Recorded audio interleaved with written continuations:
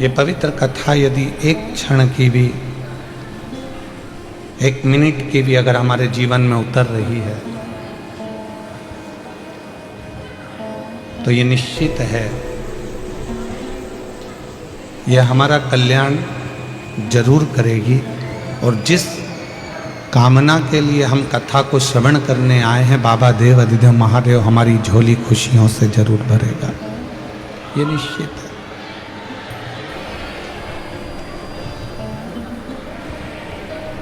क्योंकि शिव महापुराण की कथा भक्ति भी देती है और मुक्ति भी देती है।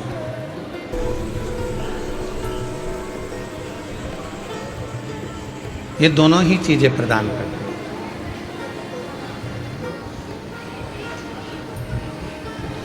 जो भक्ति के लिए श्रवण करता है उसको भक्ति देती है, जो मुक्ति के लिए श्रवण करता है उसको मुक्ति देती है। शंभु शंभु। जो भक्ति के लिए श्रवण कर रहा है उसको शिव महापुराण की कथा भक्ति दे रही है, और जो मुक्ति के लिए श्रवण कर रहा है शिव महापुराण की कथा उसको मुक्ति दे रही है।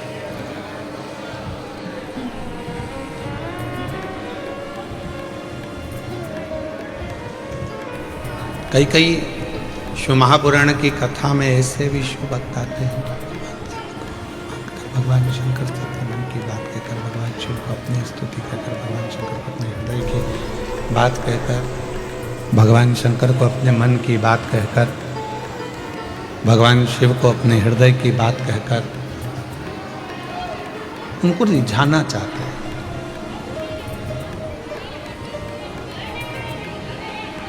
अब ये जितने शिव भक्त आए हो आप किस भाव से कथा सुन रहे हो, किस भाव से आप कथा को श्रवण कर रहे हो, ये आपके ऊपर निर्भर करता है। और बड़े भाग्यशाली हो जो इस कथा के मंडप में आपको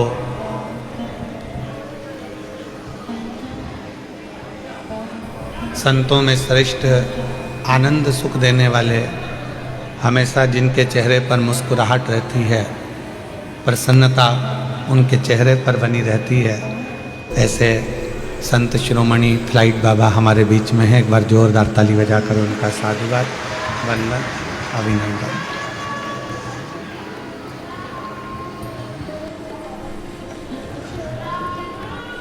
भक्ति और मुक्ति दो पथ ले, एक मुक्ति का पथ है, एक भक्ति का पथ है।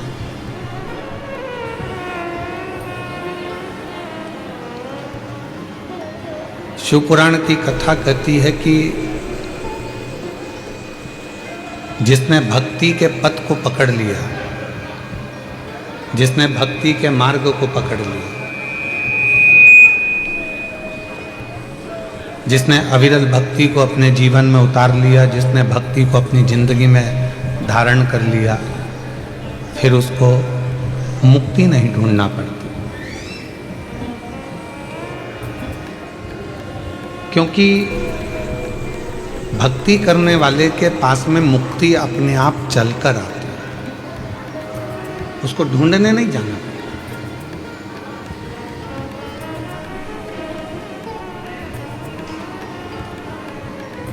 कई लोग कह देते हैं गुरुजी हमारे सिर पे हाथ रख दो हमारा कल्याण हो जाएगा।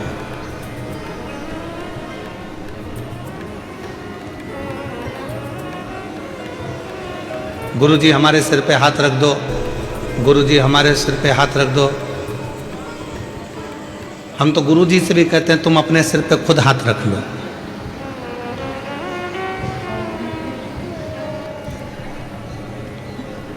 कितना भी गुरु तुम्हारे सिर पर हाथ रख दे मना नहीं है, पर आपका कल्याण निश्चित तब होगा जब आपके मन में निर्मलता का भाव होगा और भगवान के प्रति समर्पण होगा। महाराज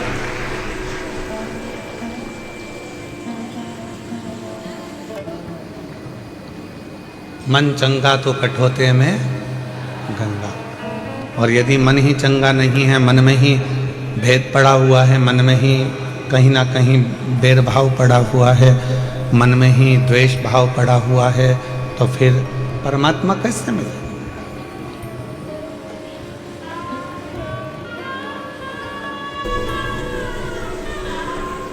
बड़ौदा की कथा को शुरुआत कर रहे हैं। पहले भी एक कथा इसी ग्राउंड में कर चुके हैं और जिसके जजमान थे श्री घनश्याम भाई, श्री राजू भाई माहेश्वरी, जिन्होंने इस कथा को दिव्यता और भव्यता के साथ कराया।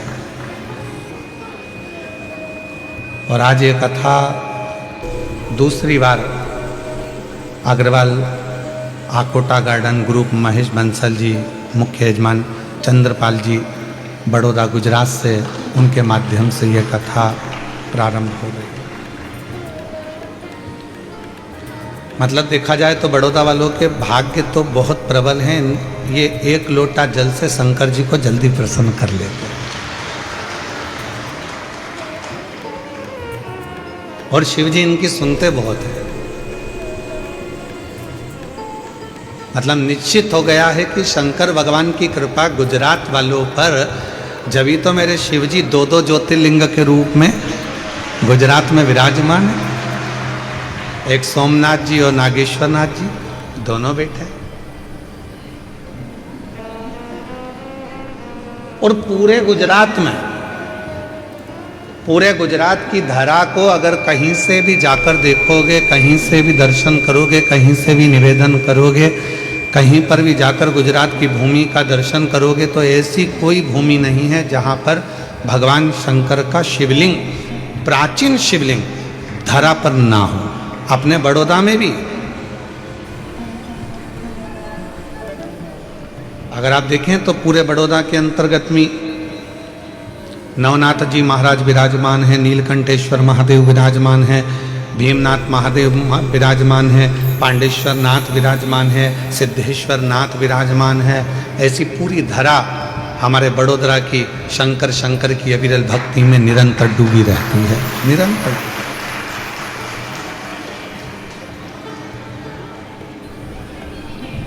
अब क्या चाहिए?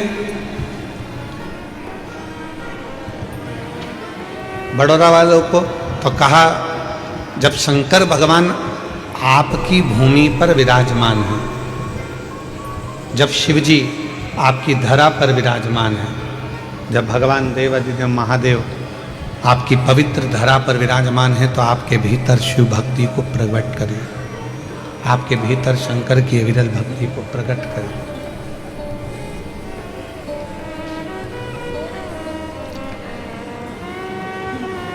और मैंने तेरे ही भरोसे बाबा, तेरे ही भरोसे हवा बीच उड़ती जावांगी, बाबा डोर हाथों छड़ी नाम कटी जावांगी, भोले मैं तेरी पत शंभू, मैं तेरी पत हवा बीच उड़ती जावागी, बाबा डोर तो छड़ीना में कटी जावागी, भोले मैं तेरी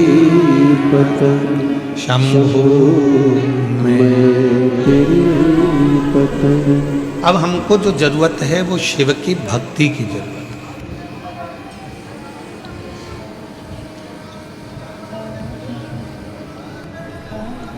देवराज नाम का ब्राह्मण जो शिव को मानता नहीं था, शिव को जानता नहीं था, भगवान शंकर को पहचानता नहीं था, भगवान शिव को जानता नहीं था।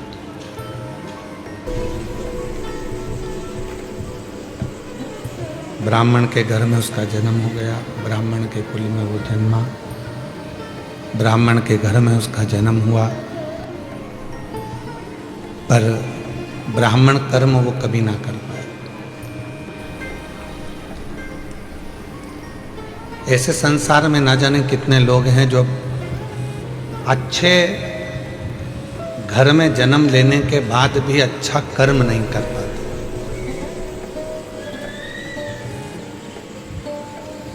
क्योंकि दुनिया की जो सोच है वह बड़ी विचित्र हो। घर में ताजा अगर कोई भोजन बन रहा है तो आज के नवयुवक बच्चों को वो ताजा भोजन भाता नहीं।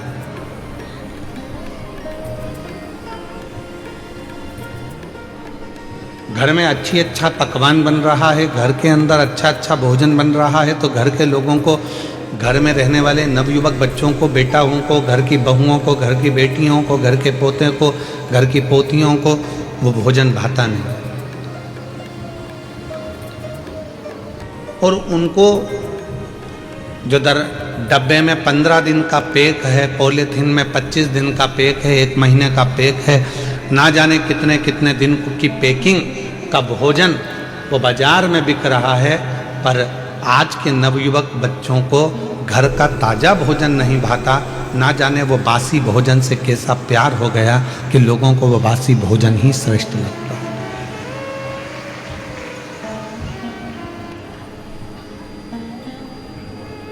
अब वो कैसा हो गया, अच्छा है नहीं है, अंदर से कैसा है किसको मालूम, अंदर से बना कैसा है वो किसी को नहीं।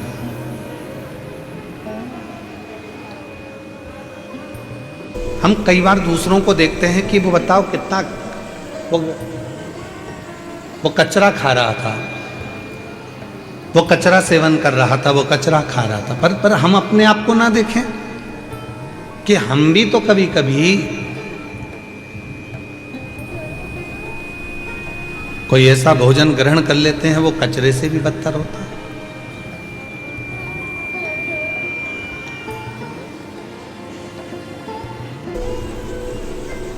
अपने घर में भले रूखी रोटी हो, सूखी रोटी हो, चाहे अपने घर में कैसा भी भोजन बने, शिव महापुराण की कथा कहती है मेरे शंकर भगवान हमेशा पार्वती जी से कहते थे, पार्वती मुझे कुछ दे बनाकर मैं उसको पाऊंगा।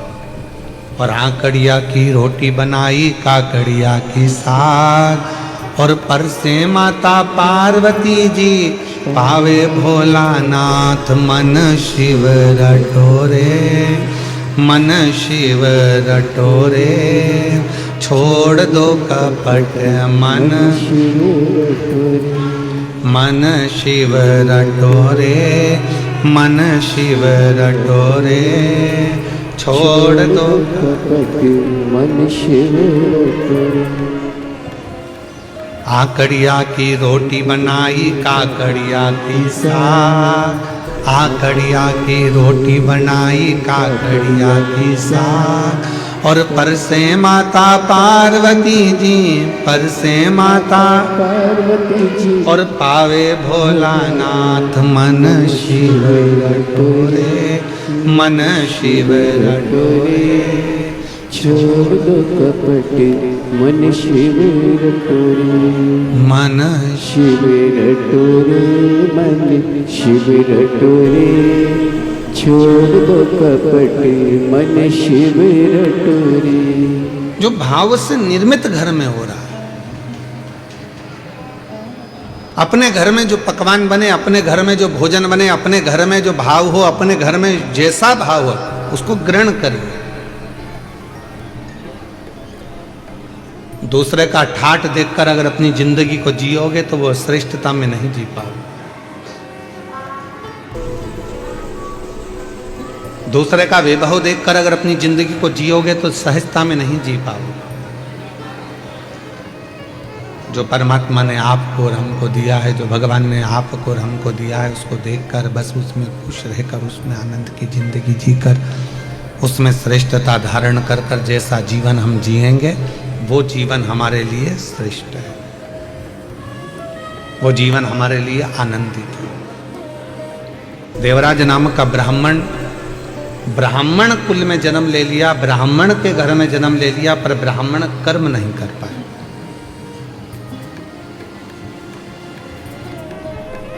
वो ब्राह्मण के कर्म से वंचित था।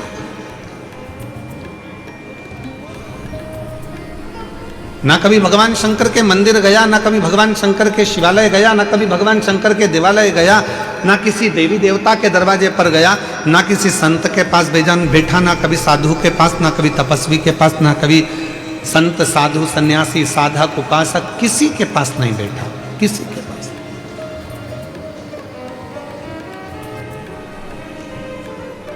बस गलत कृत्य में, गलत कार्य में वो लगा रहा है। पर उसकी मां, देवराज ब्राह्मण की जो मां थी, वो भगवान की अविरल भक्ति धारण करने में।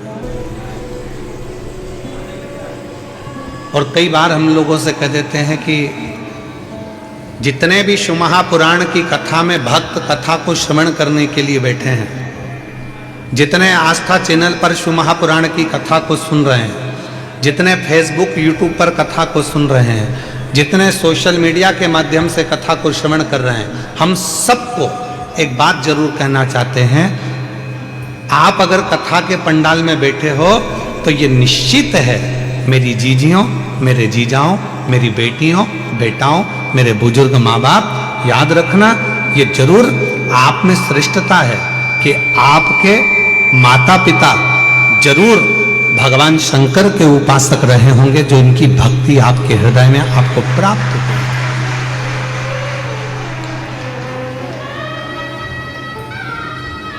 बिना शिव भक्ति के कुछ प्राप्त नहीं हो सकता, बिना शंकर भगवान की विरल भक्ति के कुछ मिल नहीं सकता।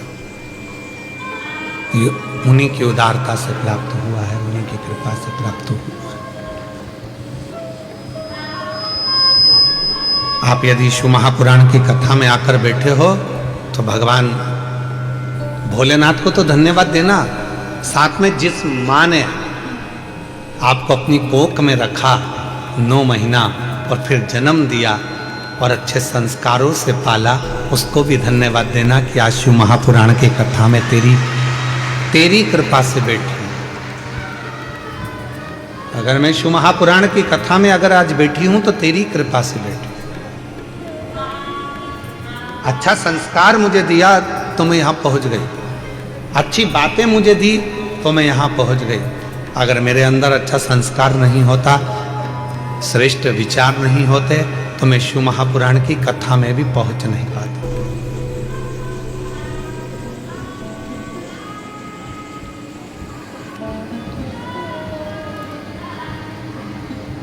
ये उसी की उदारता से, उसी की कृपा से। और कोई पिछले जन्म के अच्छे कर्म मुझे बाबा तेरा, कोई पिछले जन्म के अच्छे कर्म मुझे बाबा तेरा, जहाँ सारी दुनिया झुकती है, जहाँ सारी दुनिया झुकती है, मुझे वो आली दरबार मिला, दरबार मिला। कोई पिछले जन्म के अच्छे कर्म मुझे बाबा तेरा, कोई पिछले जन्म के अच्छे कर्म मुझे बाबा तेरा।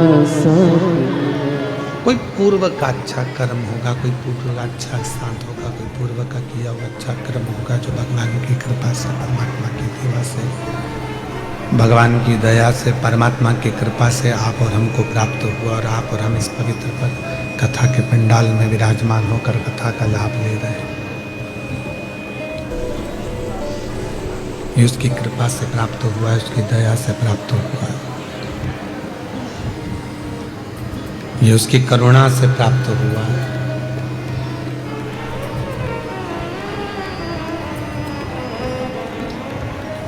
गया देवराज एक दिन चोरी करने के लिए, शंभो शंभो, गया देवराज एक दिन चोरी करने के लिए,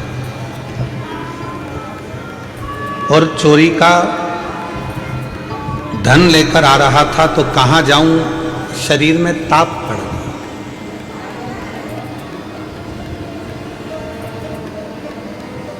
और शरीर में जब ताप पड़ा तो विचार करा कि कहाँ जाऊं चोरी का धन लेकर, तो शंकर जी के शिवालय में, शंकर के मंदिर में पहुंच गया।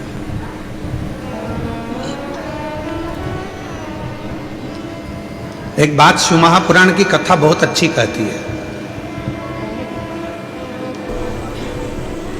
झूठ बोल ली है, कोई बात नहीं। जिंदगी में कपट हो गया, कोई बात नहीं। जीवन में अपने से पाप हो गया, कोई बात नहीं।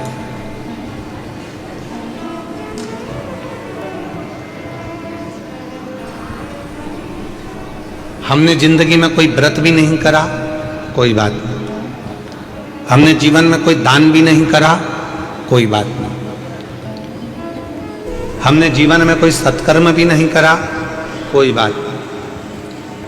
शिव महापुराण की विद्धेश्वर संहिता कहती है, अगर हमने अपनी जिंदगी में ना कोई पुण्य करा, ना सत्कर्म करा, ना हम कभी जिंदगी में कोई अच्छा काम कर पाए, तो भी इस पापी शरीर ने अगर भूल से भी शंकर भगवान को एक लोटा जल चढ़ा दिया, तो हमें सारे पुण्य, सारे तप, सारे यज्ञ, सारे अनुष्ठान, सारी साधना का पुण्य फल प्राप्त होना चालू हो जाए।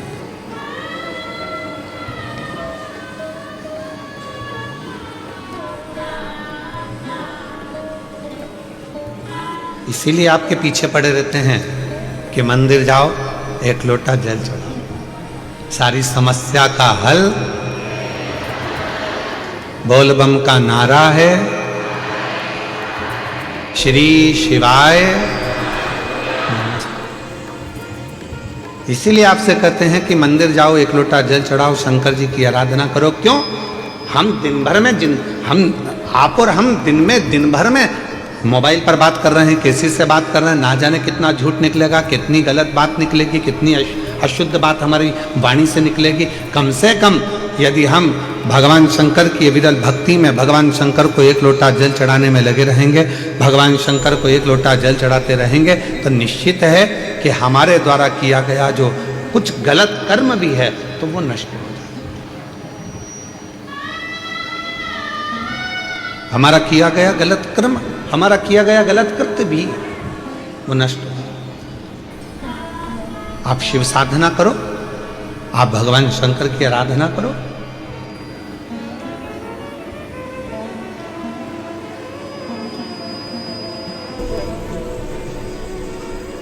दो कुंडली होती है,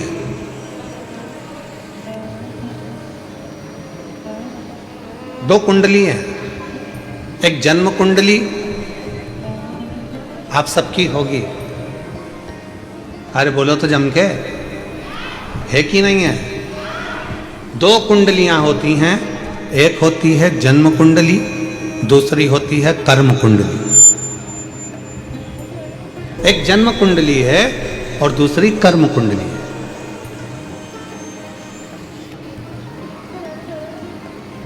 जन्म कुंडली केवल आपका भाग्य बताएगी।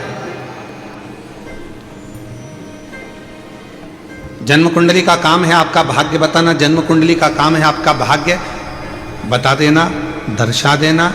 पर इस जन्म कुंडली से भी बड़ी अगर कोई कुंडली होती है तो वो होती है हमारे कर्म की कुंडली। आपने अच्छा कर्म करना चालू कर दिया, मेहनत करना चालू कर दी, तो जन्म कुंडली में भले राजयोग ना लिखा हो, पर आपने अगर मेहनत करी है तो राज सिंहासन पर तो बैठ कर ही रहे।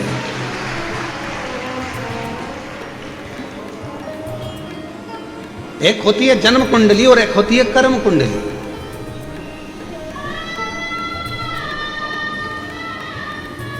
और जितने भी संसार के लोग हैं ना, सबसे पहले अपनी जन्म कुंडली लिखाते हैं। महाराज जी जरा देख के बताओ ना हमारा भाग्य कैसा है। अब महाराज जी ने बता दिया कि तुम्हारे भाग्य में तो राजयोग है ही नहीं, तुम्हारे भाग्य में तो ये लिखा है, तुम्हारे भाग्य में तो वो लिखा हुआ है। तो हमारा निवेदन है, दुनिया के महाराज ने तुम्हारी कुंडली देखकर भले बेकार बता दिया हो, दुनिया के महाराज ने तुमसे कह दिया हो कि तुम्हारी कुंडली में राजयोग नहीं है, दुनिया के महाराज ने तुमसे कह दिया हो कि तुम्हारी कुंडली में शनि आकर बैठ गया हो, दुनिया के महाराज ने तुमसे कह दिया हो कि तुम्हारी कुंडली में मंगल आकर बैठ गया, तुम्हारी कुंडली बेकार है, तुम्हारा राजयोग नहीं है, तुम्हारी जिंदगी में ये दुख है, तुम्हारी जिंदगी में ये तकलीफ है, तुम्हारी जिंदगी में ये कष्ट है। तो एक बात याद रखना कि जन्म कुंडली वाले ने जन्म कुंडली बता दी, अब तुम्हारे हाथ में है कि उस कुंडली को पलटोगे कैसे। तो उसको पलटने का सबसे सुंदर तरीका है तुम्हारी हाथों की मेहनत, लगन, परिश्रम और शिव जी को चढ़ाया गया एक लोटा जल तुम्हारी कुंडली को भी बदल कर रख देगा।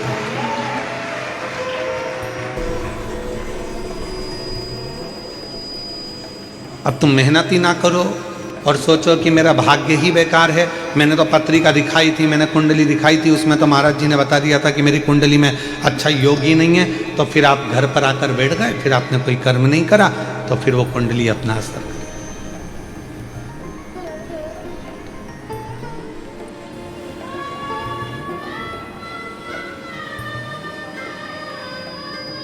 विधाता का काम है भाग्य लिखना, विधाता का काम है भाग्य लिखना, पर भाग्य को पलटने की गारंटी तो केवल एक ही के पास है, वो देवाधिदेव महादेव के पास। वो भाग्य पलट देता, वो तुम्हारी कुंडली पलट देता है, वो तुम्हारा भाग्य पलट देता है, वो तुम्हारे विचार पलट देता है। आप लोग इतनी संख्या में आए हो, हमको उम्मीद नहीं थी कि कथा के पहले दिन ये सारे इतने बड़े बड़े पंडाल पहले दिन ही भरा जाएंगे, हमको नहीं था।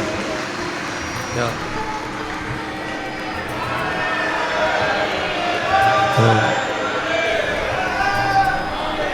हमको लगा था कि भाई गुजरात है तो थोड़ा भाषा का फर्क पड़ता है, तो ऐसा लग रहा था कि ना जाने बड़ौदा है। हालांकि पिछली कथा में भी बहुत लोग आए थे, पर ऐसा था कि पहले दिन की अपेक्षा दूसरे दिन ज़्यादा आए थे, दूसरे दिन के बाद तीसरे दिन ज़्यादा आए थे। पर बड़ौदा वालों ने तो पहले दिन ही बॉल को 6 पर ले जाकर छोड़ दिया है। तो अच्छा, तुम्हें चिंता है कि नहीं है? चिंता हमको नहीं मालूम, पर हमको कथा में आने की चिंता है। हम जब यजमान परिवार अग्रवाल जी के यहाँ से चले थे, जयदेव जी हमको गाड़ी में लेकर आए अग्रवाल जी, तो हम उनसे कह रहे थे कि आज तो बड़े आराम से अपन थोड़े बहुत ट्रैफिक में फंस कर आ गए हैं, पर कल की उम्मीद नहीं लग रही है कि अपन पहुंच पाएंगे समय पर। तो अपन एक काम करेंगे, आधा घंटा पहले निकलेंगे। तो जयदेव जी भी हमारी गाड़ी ड्राइव करते करते, और हमारे कृष्ण कन्हैया भाई जो गाड़ी चलाए वो कन्हैया, जो गाड़ी को साधे सारथी वो भगवान कृष्ण। तो हमने जयदेव जी से कहा, तो जयदेव जी भी बोले हाँ गुरु जी अच्छा है, आधे घंटे पहले निकलेंगे तो आप हमारी गाड़ी में कम से कम आधे घंटे तक बैठे तो रहोगे। तो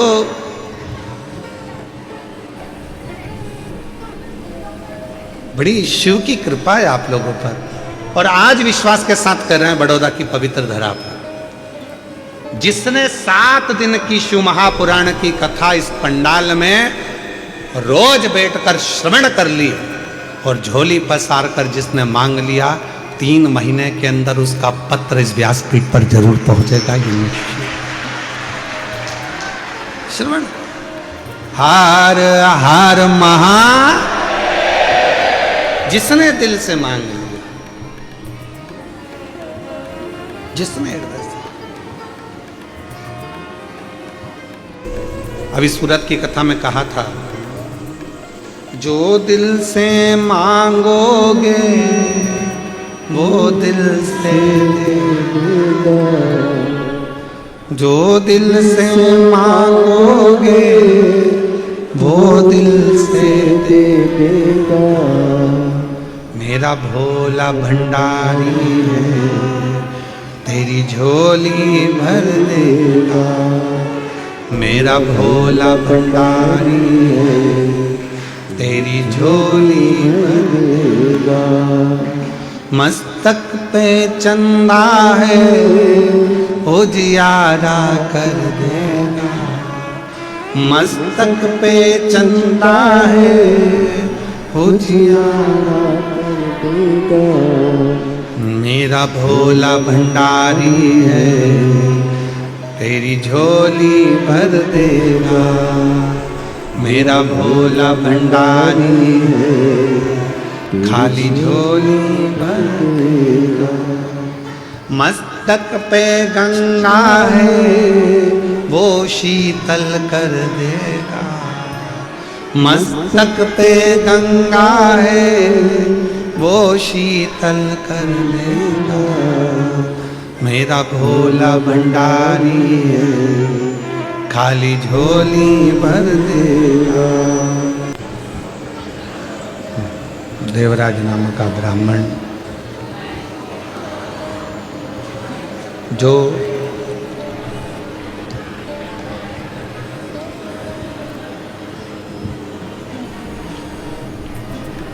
कभी न मंदिर गया, न देवालय गया, न शिवालय गया, पर उसकी माता ने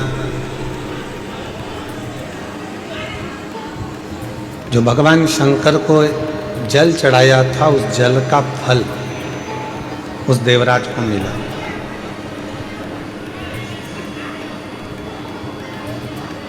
और वो फल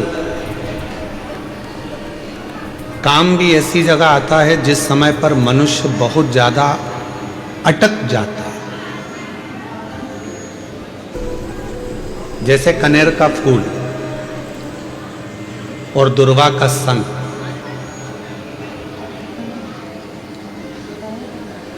ये दो चीजें ऐसी हैं। कनेर का फूल देखा है आप लोगों ने? हाथ उठाओ जिन जिन ने कनेर का फूल देखा। देखा सबने? रखो अपने। एक कनेर का फूल, एक दुर्वा।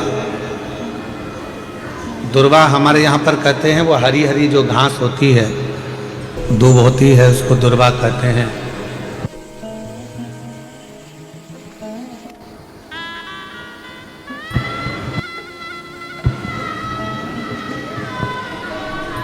एक होता है कनेर का फूल, एक होती है दुर्वा।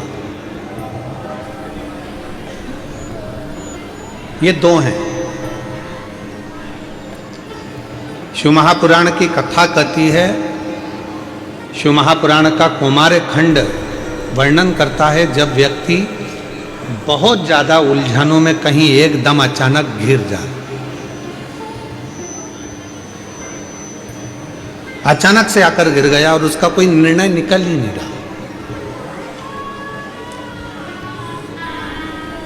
वो निर्णय निकल ही नहीं रहा है, बिल्कुल इतनी अड़चन में फंस गया, इतनी अड़चन में फंस गया कि चारों तरफ से ऐसा लग रहा है कि अब तो कोई निर्णय निकल ही नहीं रहा, अब तो मर जाऊं तो अच्छा। तो शिवपुराण की कथा कहती है मरना उसका कोई हल नहीं है, सुसाइड कर लेना उसका हल नहीं है। अब मैं चारों तरफ से घिर गया हूं, बहुत परेशान हो गया हूं, बहुत तकलीफों में फंस गया हूं, तो अब तो मैं मर जाऊं तो अच्छा। उसके मन में ये भाव आ जाता है। उस समय पर कुछ मत कर, सुसाइड का तो सोची मती, मरने का तो सोची मती। केवल एक काम कर, एक कनेर का फूल और एक दुर्वा दोनों ले जा। जया, विषहरा, शामली वारी, दौतली और देव, शिव जी की 5 बेटियां। सब लोग उनका नाम लेंगे साथ में। पहले नंबर पर जया, विषहरा, शामली बारी, दौतली और देव। ये शंकर जी की जो 5 लड़कियां हैं, ये डीले कम कर दो, आवाज क्लियर कर दो। शिव जी की जो 5 लड़कियां हैं, इन 5 लड़कियों का नाम लेकर एक कनेर का फूल और एक दुर्वा जो भगवान शंकर को उत्तर की ओर मुख कर कर शिवलिंग पर समर्पित कर देता है, और एक लोटा जल धीरे धीरे शंकर भगवान को अपने मन की कामना कर कर जिस उलझन में वो फंसा हुआ है, जिस व्याधि में वो फंसा हुआ है, जिस तकलीफ में वो फंसा हुआ है, उसका स्मरण करते करते वो शिव जी से अपने मन की बात कहते कहते अगर जल उसी दुर्वा, उसी कनेर के फूल के ऊपर शिवलिंग पर जो चढ़ा हुआ है उस पर समर्पित करता है, कहते हैं 4 घंटे भी नहीं लगते। 3 महीने तो जान दो, 3 दिन भी जान दो, 4 घंटे भी नहीं लगते और देवाधिदेव महादेव उस व्याधि से उसको निकालना प्रारंभ कर। उस व्याधि से वो निकालना प्रारंभ कर देता, उस तकलीफ से उसको दूर करना प्रारंभ कर देता। पर एक निवेदन है आप सबसे, अगर शिव महापुराण पर आपका भरोसा है और शिव जी पर विश्वास है तो ये सब कुछ करा हुआ हमें फल देता है, और अगर भरोसा ही नहीं है, विश्वास ही नहीं है, तो फिर बड़ा मुश्किल है कि आप शंकर को जल चढ़ाते चढ़ाते पूरी जिंदगी निकाल दोगे तो भी उसका कोई हल, उसका कोई फल मिलना नहीं, पूरी जिंदगी।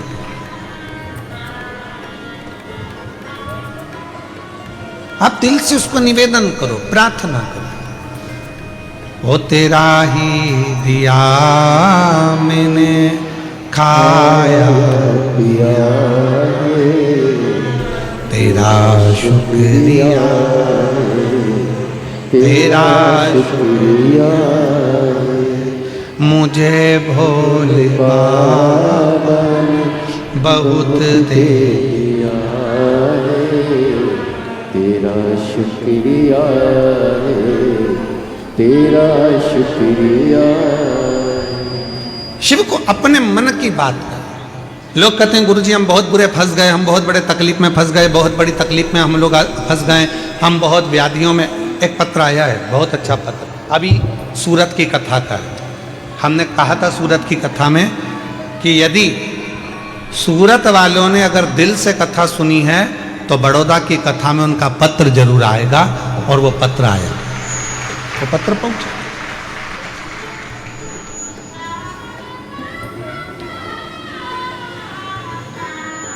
मेरा नाम हीरल बहन है, मेरे पति का नाम दीपक भाई है। मैं स्वामीनारायण मंदिर के नज़दीक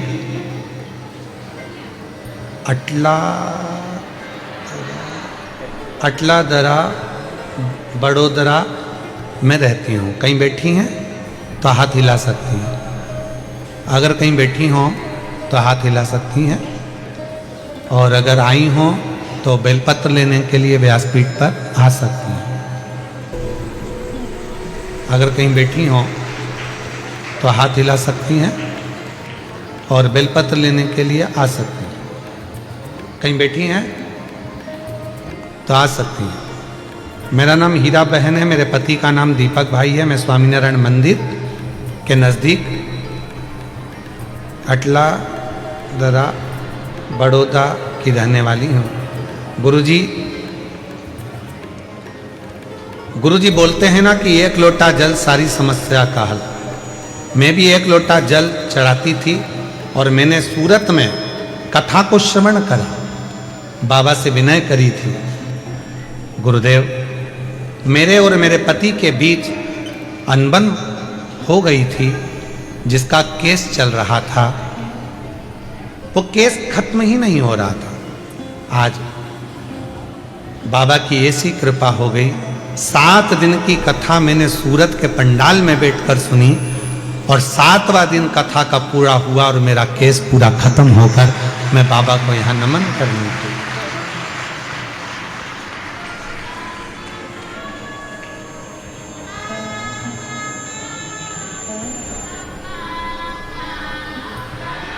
शिव को फिर निवेदन है,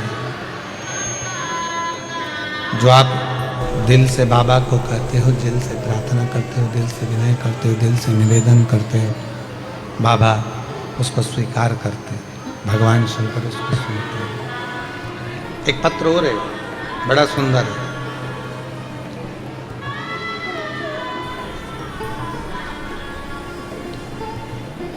मेरा नाम गीता है। मैं बड़ौदा गुजरात प्रमुख प्रीत पार्क सोसाइटी की रहने वाली हूँ। कहीं बैठी हों तो हाथ हिला सकती हैं। मेरा नाम गीता है। मैं बड़ौदा के गुजरात प्रमुख प्रीत पार्क सोसाइटी की रहने वाली हूँ। कहीं बैठी हों तो हाथ हिला सकती हैं, और अगर बैठी हों तो आ सकती हैं। गुरुजी मेरी शादी को 5 साल हो गए थे, मुझे संतान का सुख नहीं था। कई डॉक्टरों को दिखाया, फिर भी मुझे संतान नहीं हुआ। फिर दिनों दिन ऐसे ही निकलते चले गए। एक दिन मेरी मम्मी ने कहने पर पशुपतिनाथ का व्रत किया और बाबा की ऐसी कृपा हुई कि मेरा तीसरा सोमवार आया और मेरा गर्भ ठहर गया। डॉक्टरों ने कहा कि मैं गर्भित हूँ। मैं बाबा का क्या धन्यवाद करूं गुरुदेव। मेरे बाबा ने ऐसी कृपा कर दी कि सारे डॉक्टरों का इलाज कराते कराते थक गई थी, पर संतान का सुख नहीं था। आज डॉक्टर और प्रभु की कृपा ऐसी हो गई कि मेरे घर में बेटे ने जन्म लिया और बाबा की कृपा से मैं मान गया। गुरुदेव, आप जब ऑनलाइन शिवरात्रि की पूजन कराते हो सावन के महीने में, आप कहते हो कि अपने घर में जब शंकर भगवान की ऑनलाइन पूजन करोगे, जो मांगोगे एक बेलपत्र उठाकर रख लोगे और जो मांगोगे वो मिलेगा। मेरे बाबा ने मेरे यहाँ औलाद तो दे दी, पर हम किराए के मकान में रहते थे। संतान तो दी पर मकान नहीं था। पति और मैंने दोनों ने शिवरात्रि का पूजन करा सावन के महीने की, बेलपत्र उठाकर रख ली। हम नहीं जानते थे कि उस बेलपत्र का कितना महत्व है। आज बाबा से केवल एक ही बात मांगी थी कि मेरा खुद का मकान हो जाए, और बाबा से तो हमने 1 मंजिल का मकान मांगा था। आज बाबा ने मुझे 3 मंजिल का मकान दे दिया। मैं बाबा को धन्यवाद देने के लिए यहाँ पर आऊँ। कहीं बैठी हों तो आ सकती हैं और बेलपत्र ले जा सकती हैं।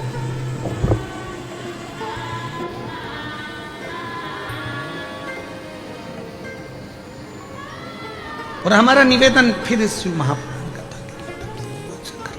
कथा के माध्यम से, भगवान शंकर की पवित्र कथा के माध्यम से फिर निवेदन करें। ऐसे दयालु नाथ से रिश्ता निभाइए। बोलो, जितने बैठे हो सब बोलो, ऐसे दयालु नाथ से रिश्ता बनाइए, मिलता रहेगा आपको जो कुछ भी चाहिए, मिलता रहेगा आपको जो कुछ भी चाहिए। ऐसा करिश्मा होगा जो हुआ कभी नहीं, ऐसा करिश्मा होगा जो हुआ कभी नहीं। मांगा है भोलेनाथ नाथ से। आवाज नहीं आ रही आप लोगों की। मांगा है भोलेनाथ से वरदान,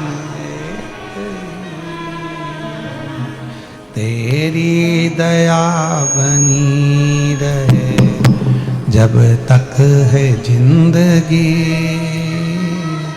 तेरी दया बनी रहे जब तक है जिंदगी, तेरी कृपा बनी रहे जब तक है जिंदगी। जो बैठ कर मांग रहे हैं, जो हम बाबा से प्रार्थना कर रहे हैं, जो निवेदन कर रहे हैं, जो बाबा से विनय कर रहे हैं, वो बाबा स्वीकार कर, वो दे रहा है, स्वीकृत करना, स्वीकार कर।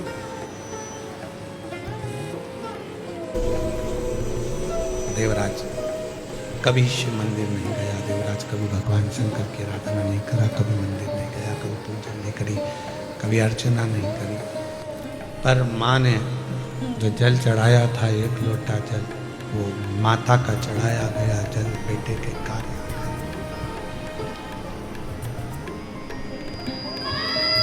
माँ का चढ़ाया गया जल बेटे के काम आ गया। जो आप शिव जी को जल चढ़ा रहे हो, भगवान शंकर को जल चढ़ा रहे हो, शिव जी से विनय कर रहे हो, निवेदन कर रहे हो, विनय कर रहे हो, विनती कर रहे हो, वो चढ़ाया गया जल एक ना एक दिन आपकी जिंदगी को पलट कर जरूर रखेगा, ये निश्चित है। जो चढ़ा, जो शंकर भगवान को जल चढ़ा रहा है, जो शिव जी को जल समर्पित कर रहा है वो आपका जीवन बदल कर रहा है, ये निश्चय।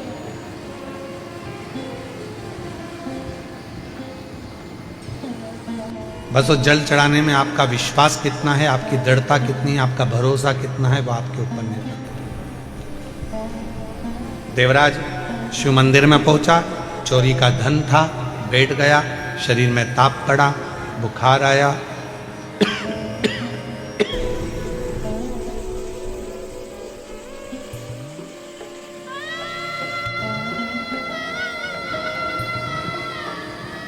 शरीर में ताप पड़ा, बुखार आया और देवराज शरीर में ताप पड़ने पर, बुखार आने पर दुबक कर बैठा था, चुप।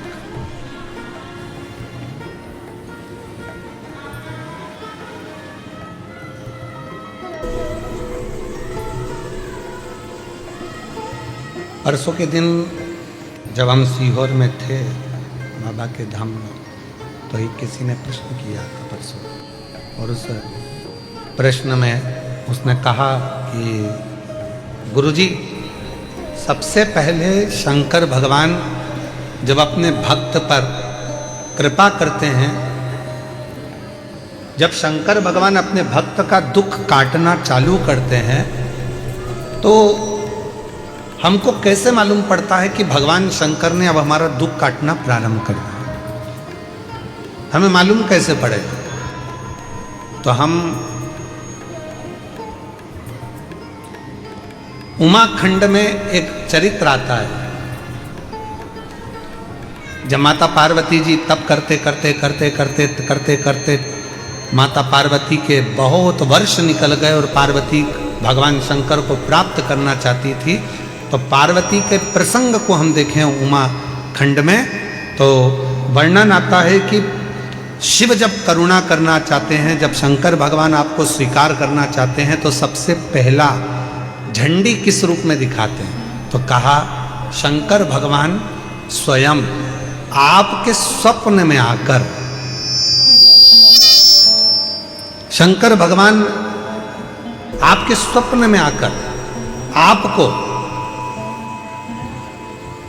दर्शन भी देते हैं, और कोई कोई शिव भक्त ऐसा होता है कि उसको स्वप्न में भी शिव के भक्त के मुख से, जब स्वप्न में भी ब्रह्म मुहूर्त में कथा सुनने का स्वप्न दिखना चालू हो जाए कि मुझे कोई कथा सुना रहा है, शिव पुराण सुन रही हूँ, शंकर बैठे हैं, उनका दर्शन कर रही हूँ, तो समझ लेना कि शिव तुझे अब दुख से दूर करना प्रारंभ करना चाह रहा है, तुझे दुख में।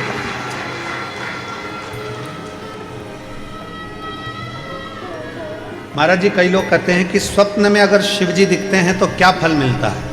शिव महापुराण का पार्वती खंड कहता है, अगर स्वप्न में शंकर भगवान का शिवलिंग का दर्शन हो जाए, समझ लेना कोई बहुत बड़ी विपदा आने वाली थी, शंकर भगवान सामने आकर खड़े होकर उस विपदा को टाल दिया।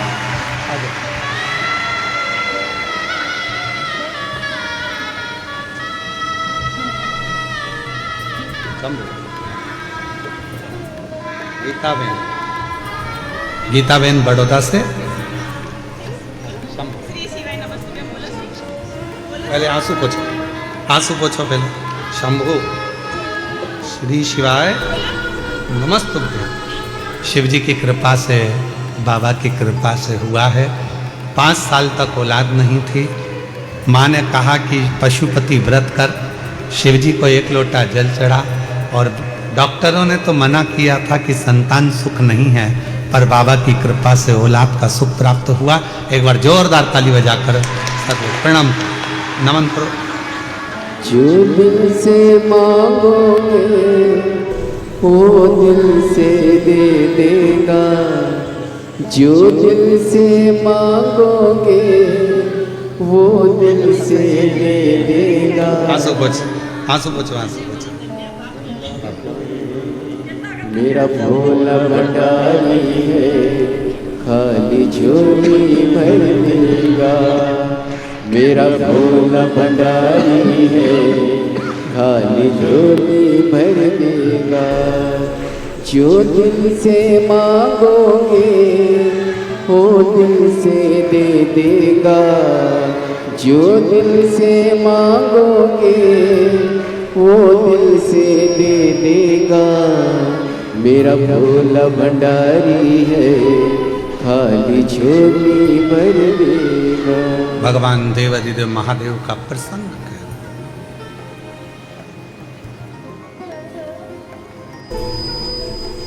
वो आता है दुख मिटाने से पहले, वो आपका स्वप्न में भी आकर आपका दर्शन देकर कह जाता है कि अब चिंता करने की जरूरत साथ है। संखड़ा दुख मिटाने के लिए तुम्हारे पास में आकर खड़ा है। क्यों चिंता कर?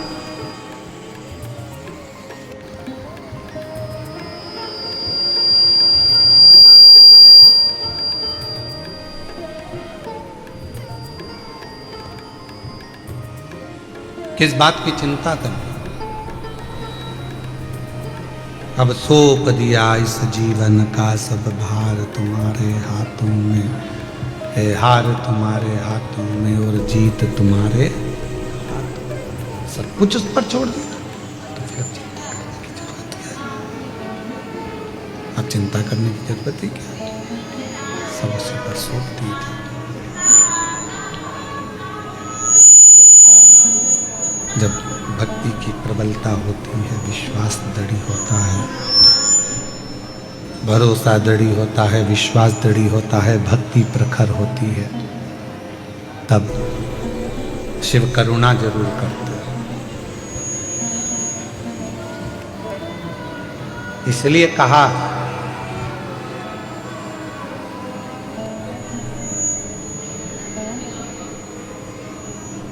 गेट पर,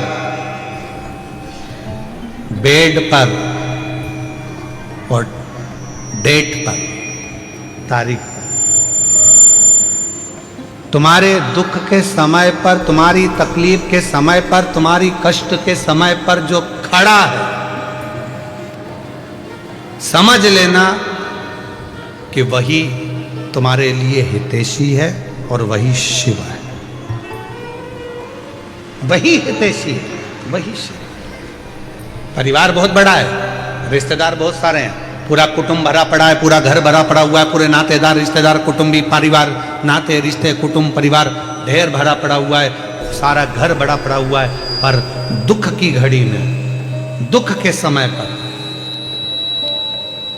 तकलीफ की घड़ी में कोई बहुत बड़ा कष्ट आकर खड़ा हो गया और बहुत बड़ी तकलीफ आकर खड़ी हो गई, और उस दुख की घड़ी में अगर दरवाजे पर कोई अपना आकर खड़ा हो जाए तो समझ लेना कि सारे रिश्तेदारों में सबसे श्रेष्ठ रिश्तेदार वही है जो दुख की घड़ी में हमारे गेट पर खड़ा है, जो हमारे गेट पर आ जाइए।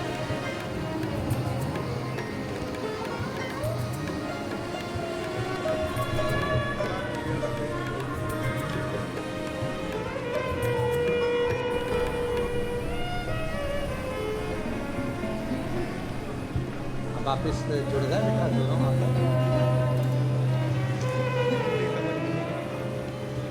बेटे बहू में तलाक हो गया था और केस चल रहा था, संबंध पूरा खत्म हो गया था। 7 दिन की शिव पुराण की कथा माँ आस लेकर कथा में पहुंच गई। कहा मेरे बेटे बहू को वापिस जोड़ दो, और भगवान जब बड़ौदा में कथा होगी तो पत्र भेजूंगी, और शिव की कृपा से आज दोनों का संबंध जुड़ गया, वापिस एक हो गए। एक बार जोरदार ताली बजाकर साथ ये बेटे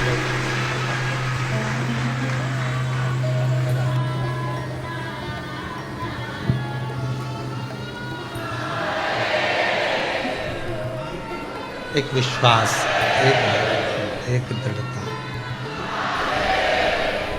जब शिव से कहें, बोले तो शिव उसको स्वीकार करता।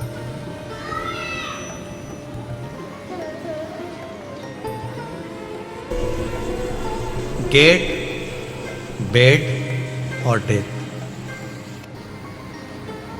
3 है। दुख के समय पर कोई तुम्हारे दरवाजे पर खड़ा है तो समझ लेना वही तुम्हारा सबसे ज्यादा श्रेष्ठ हितैषी है, वो पूरा विश्वास के साथ खड़ा। कई लोग परिवार के भी ऐसे होते हैं, रिश्तेदार नातेदार ऐसे होते हैं, कुटुंबी परिवार वाले ऐसे होते हैं कि जैसे ही कोई दुख का समय आता है, तकलीफ की घड़ी आती है, किसी के यहाँ मालूम पड़े कोई ईडी का, इनकम का कोई फालतू की बात, कोई केस, कोई थाना, कोई कचहरी, कोई चीज हो जाती है तो लोग उसके दरवाजे पर जाते ही नहीं, पहुंचते। तुम्हारे दुख के समय पर अगर कोई गेट पर खड़ा है, तुम्हारे साथ खड़ा है, समझ लेना कि वही शिव है, वही श्रेष्ठ है। पहले नंबर पर गेट, दूसरे नंबर पर बेड। तुम्हारी बीमारी के समय पर, तकलीफ के समय पर, शरीर में रोग के समय पर, हॉस्पिटल में बेड पर पड़े हुए हो, घर पे पलंग पर पड़े हुए हो और कोई तुम्हारे बेड के पास खड़ा है तो समझ लेना वही तुम्हारे लिए श्रेष्ठ है। बाकी के जितने हैं वो सब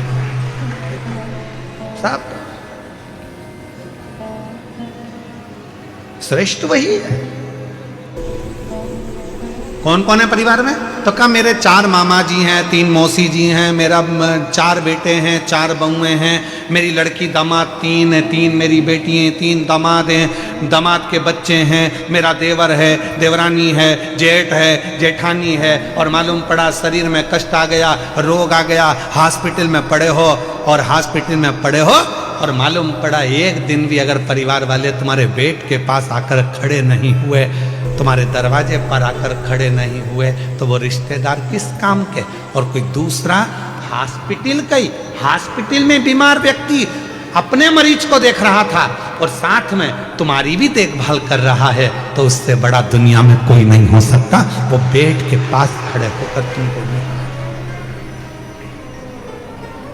परिवार इतना बड़ा, घर इतना बड़ा, कुटुंब इतना बड़ा, रिश्ते इतने सारे, पर गेट पर, बेड पर और डेट मतलब तारीख, कहीं कचहरी में तारीख चलती है, कहीं कोर्ट में तारीख चलती है, कहीं दुख की तारीख होती है, कहीं तकलीफ की तारीख होती है।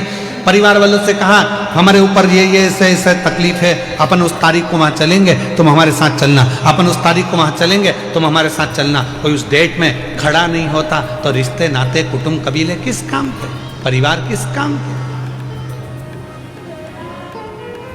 गेट, बेड और डेट, ये 3 ऐसे हैं।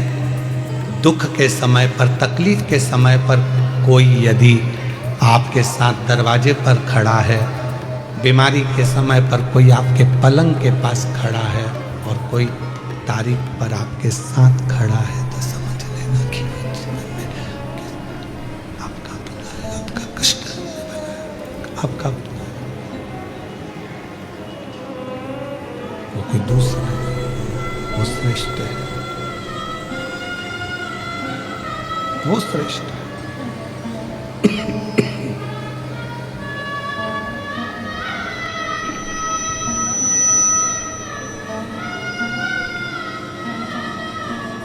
बस देवराज नाम का ब्राह्मण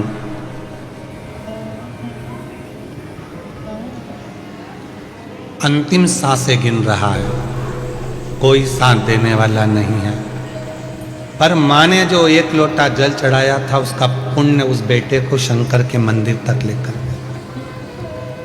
वो पुण्य,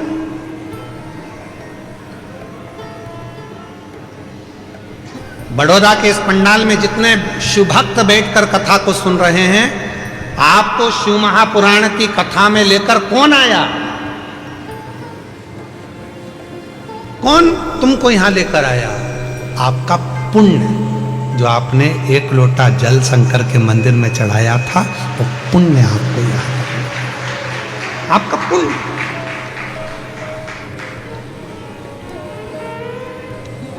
कई लोग पत्रिका दिखाने जाते हैं, कहते हैं महाराज जी बताओ इसमें राजयोग कितना है, राजयोग कितना है, बताओ हमारा भाग्य कैसा होगा, हमारा भविष्य कैसा होगा। ढेरों लोग ज्योतिष आचार्य जी के पास में जाते हैं और पूछते हैं कि हमारा भविष्य कैसा होगा, हमारा राजयोग कैसा होगा। हमारा निवेदन है, आज तक कोई ऐसा हाथ दिखाने वाला नहीं मिला, कोई आज तक ऐसी पत्रिका दिखाने वाला नहीं मिला जिसने किसी ज्योतिष आचार्य से जाकर पूछा हो कि बताओ कि राजयोग नहीं, ये बताओ कि मेरे राम का दर्शन कब होगा, मेरे शिव का दर्शन कब होगा, मेरे कृष्ण का दर्शन। क्या मेरे भाग्य में राम योग लिखा है? राजयोग नहीं। मेरे हाथ की रेखा में क्या राम का दर्शन लिखा है? मेरे हाथ की रेखा में क्या भगवान का दर्शन लिखा है? मेरे पत्रिका में, जन्म पत्रिका में क्या शिव का भक्ति लिखी है? क्या मेरी जन्म पत्रिका में भगवान शंकर की भजन लिखा है? क्या मेरी जन्म पत्रिका में क्या शिव की भक्ति लिखी है?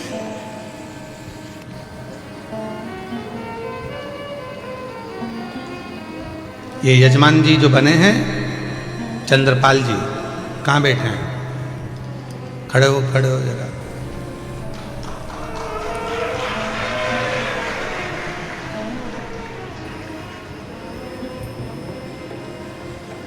जब महेश बंसल जी, ये महेश बंसल जी हैं, महेश बंसल जी ने जब हमको कल कहा कि गुरुजी मुख्य यजमान ये चंद्रपाल जी हैं, महेश बंसल जी आप कल बोले कि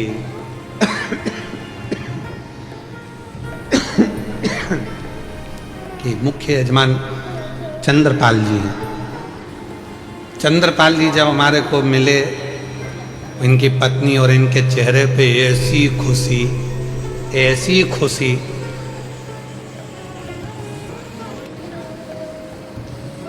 शाल की ट्रे रखी थी बाजू में, वो भी ध्यान में नहीं, पानी का लोटा ध्यान में नहीं, थाली ध्यान में नहीं, और जब हाथ में तिलक लगा रहे थे तो हाथ भी इनका थर थर थर थर थर थर थर थर काँप रहा था। आज हमको कल बंसल जी, इनको देखकर ऐसा लगा जैसे शबरी के दरवाजे पर राम जी आए थे, तो शबरी भी अपनी सुध खो बैठी थी, वो सुध खो। पर बंसल जी आपको भी मैं धन्यवाद दूंगा, आप बोल हीरा के परखैया हो, पक्का है। जिन जजमान के यहाँ हमारे को ठहराया, अग्रवाल जी के यहाँ जयदेव जी उनके पुत्र हैं, जिनके हम ठहरे, उनका भी इतना सरल भाव है, इतना सरल भाव।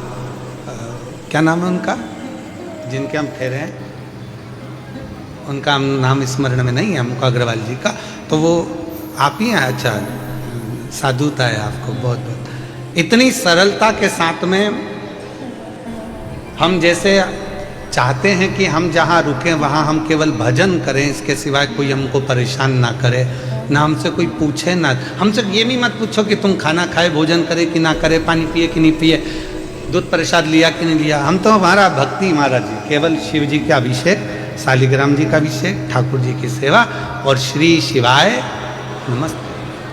तो मैं इनको भी धन्यवाद दूंगा, आपने ऐसी जगह ठहराया कि जहाँ उनकी बहू बच्चे कोई नहीं, केवल कुछ कोई पूछे ना, केवल उनको मालूम है गुरु जी अपनी भक्ति में लगे हैं, भोजन प्रसाद बना देना, ठाकुर जी की सेवा में पहुँचा देना। अग्रवाल जी आपको भी बहुत बहुत धन्यवाद देता हूँ इस चीज़ का। साधु विराजी, बहुत बहुत शिव तत्व इसी को कहते हैं।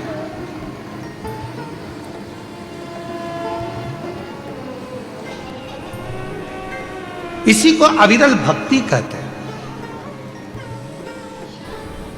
हाथ दिखाने वाले बहुत मिलेंगे और कहेंगे राजयोग बताओ, पर ऐसा कोई आज तक ज्योतिष आचार्य के पास में जाकर, कोई विद्वान पंडित जी के पास जाकर नहीं पूछा कि मेरे हाथ में राजयोग मत बताओ, मेरे हाथ में बता दो राम योग, शिव योग, मेरे हाथ में बता दो कृष्ण योग कब है, मुझे कब मेरे बड़ौदा में मेरे शंकर की कथा सुनने को मिलेगी, कब मेरा शंकर आएगा, कब मेरा भाग्य खुल जाएगा, कब मेरी किस्मत। और शबरी तुम्हारे पास में कौन कैसा विद्वान ज्योतिष आचार्य मिला मुझे हमें नहीं मालूम, पर माँ शबरी अम्बा के पास में, शबरी माता के पास में मातंग ऋषि थे। मातंग ऋषि से शबरी अम्बा ने पूछा मेरे भाग्य में बता दो राम का दर्शन कब होगा, राम का दर्शन।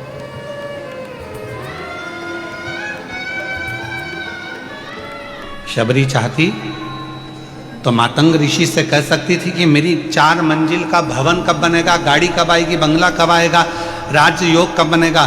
पर शबरी ने यह कुछ नहीं मांगा। शबरी ने तो केवल इतना कहा कि मेरे ऊपर कृपा कर कर बता दो कि मुझे राम का दर्शन कब हो।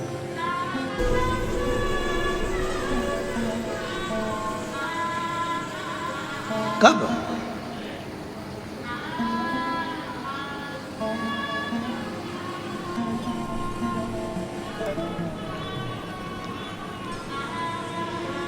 कब मुझे दर्शन हो, कब मैं मिलूं उससे। आप लोगों ने एक प्रसंग सुना होगा कि पंडित जी कहते हैं कि शंकर जी पे गंगा जल चढ़ा। अरे बोलो तो जम के, सुना है कि नहीं सुना? कई पंडित जी हम कहते हैं पूजन करने बैठे हो, गंगा का जल लाओ शंकर पे चढ़ाएंगे, गंगा जल लाओ शिव जी पे चढ़ाएंगे। कभी आपके मन में आया कि पंडित जी ने कहा कि गंगा का जल शिव जी को चढ़ाना है, गंगा का जल शंकर भगवान को चढ़ाना है? कभी विचार करा कि आपने पंडित जी से कहा, पंडित जी आप कह रहे हो कि गंगा का जल शिव जी को चढ़ाना है, पर गंगा तो शंकर भगवान के मस्तक पर बैठी हुई है, तो उनका जल उन्हीं को चढ़ाएंगे, यह कहाँ की रीति है? आप बोलो कि साधारण जल लिया आओ, कुएं का जल लिया आओ, बावड़ी का जल लिया आओ, जाओ ये जल लेकर आओ शंकर भगवान को, पर आप कह रहे हो गंगा का जल चढ़ाएंगे। ये रीति कहाँ से आई?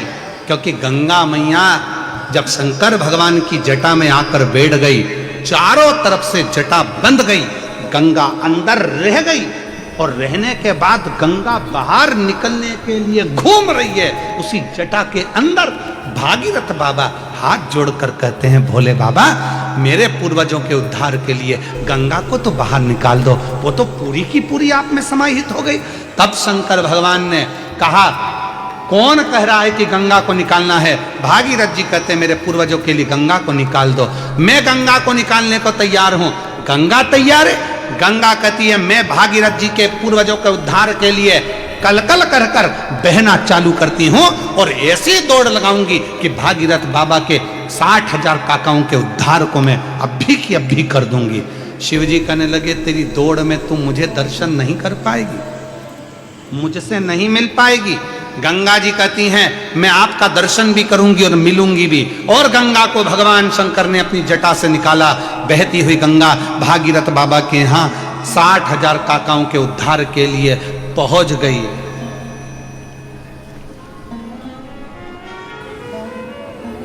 गंगा सागर में पहुंच गए।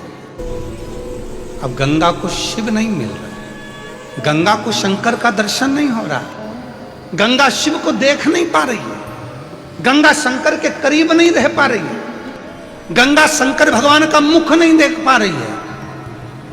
नैनों से नीर बह रहा था। भगवान नारायण का दर्शन गंगा जी को हुआ। नारायण ने पूछा, क्यों गंगा, कैसी हो? गंगा जी कहती हूं तो अच्छी, पर जिन शिव की जटा से निकली हूं उनके पास जाने के लिए वापिस तरस रही, मिल नहीं पा रही। कोई ऐसा साधन बता दो कि मुझे शंकर का दर्शन हो जाए। गंगा, मैंने तो सुना है शंकर भगवान जिसको अपना बना लेते हैं उसको दूर नहीं करते हैं, तो शिवजी ने तुझे दूर कैसे कर दिया? गंगा जी कहती हैं, शंकर भगवान ने दूर नहीं करा, मैं मेरी अहंकार से शिव से दूर हो गई। शिवजी ने कहा था, मत जा गंगा, मैं तुझे अपनी जटा में हमेशा रखने को तैयार हूं, तू इस जटा में विराजमान रहे। पर गंगा, मैंने शंकर भगवान से कहा तुम मुझे छोड़ो, मैं भागीरथ बाबा के 60,000 काकाओं का उद्धार करूंगी और तुम्हारा दर्शन करने आ जाऊंगी। पर ऐसी बह रही हूं, निरंतर ऐसी बह रही हूं कि शिव का दर्शन मुझे वापस मिलता ही नहीं है। आप कुछ कृपा करो। भगवान नारायण ने शंकर जी से प्रार्थना करी, आप कुछ करिए। शंकर जी ने पार्वती से कहा, पार्वती गंगा का जल लेकर ही मुझ पर चढ़ा। पार्वती जी ने पूछा, जो गंगा तुम्हारी जटा पर बैठी है उसी का जल तुम्हें चढ़ाऊं, तो इसका मतलब क्या है? शंकर भगवान कहते हैं कि वो गंगा मेरे दर्शन करने के लिए तरस रही है। अगर तू गंगा का जल मुझ पर चढ़ाएगी, वो गंगा मेरा दीदार कर पाएगी, तो मैं तुझे वर प्रदान कर दूंगा। वर दे। उस दिन से ब्राह्मणों ने, ज्योतिषों ने, विद्वानों ने नियम बनाया। लोग कहते हैं शंकर जी को गंगा जल से स्नान कराओ, गंगा जल चढ़ाओ। क्यों? तो कहा गंगा जल से शिवजी क्यों प्रसन्न होते हैं? उसका प्रसन्न होने का कारण यह है कि शंकर जी प्रसन्न होते कि नहीं होते, पर गंगा शिव पर चढ़ती है, दर्शन करती है, तो गंगा वर देती है कि तूने मुझे शंकर से मिला दिया, जा मैं तेरे ऊपर कृपा करती हूँ, तेरी भंडार भरती हूँ, तुझ पर दया कर।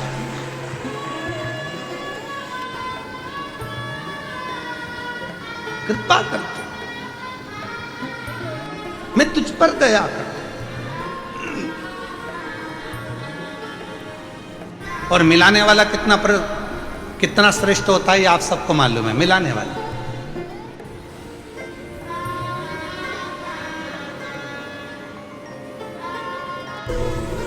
आप में से कई माताएं मेरी इतनी खुश हो रही होंगी, इतने साल के बाद गुरुजी गुजरात में बड़ौदा में आए, अरे बाबा बड़ी कृपा कर दी।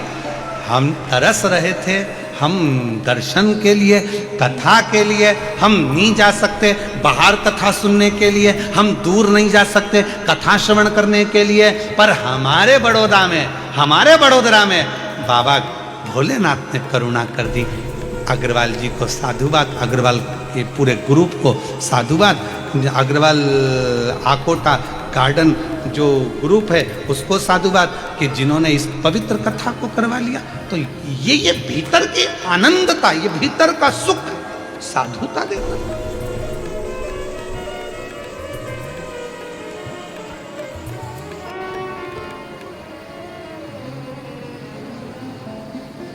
और मैं हूँ प्रेम रोगी, मेरी दवा तो करा, जाओ जाओ जाओ किसी वेद को बुलाओ, मैं हूँ प्रेम। और इसी भजन को, इसी गीत को, फिल्म के इस गीत को हमने शिव पर गाने का स्मरण किया। मैं हूँ शिव रोगी, मेरी दवा।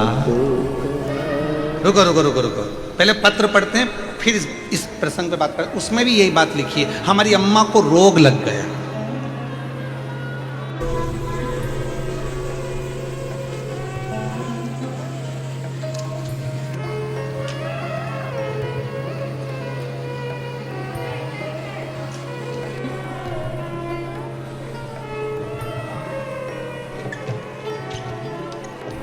इन्हीं ने लिखा है, ये जो गीता दीदी आई थी, गीता बहन बड़ौदा से, इन्हीं ने एक लाइन लिखी है, जरा पढ़िएगा आप भी हमारे साथ में। सब पढ़ना, जितने आस्था चैनल पर भी और जो एलईडी के सामने देख रहे हैं वो भी पढ़ना। इस लाइन को दिखाइए थोड़ा बड़ा कर, थोड़ा बड़ा कर कर दिखाना। गुरुजी सबको चरस गांजा का नशा चढ़ता है और मेरी मम्मी को शिव महापुराण का नशा चढ़ा।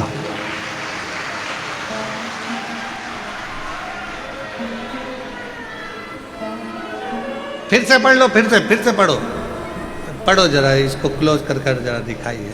गुरुजी सबको चरस गांजा का नशा चढ़ता है और मेरी मम्मी को शिव महापुराण कथा का नशा चढ़ गया।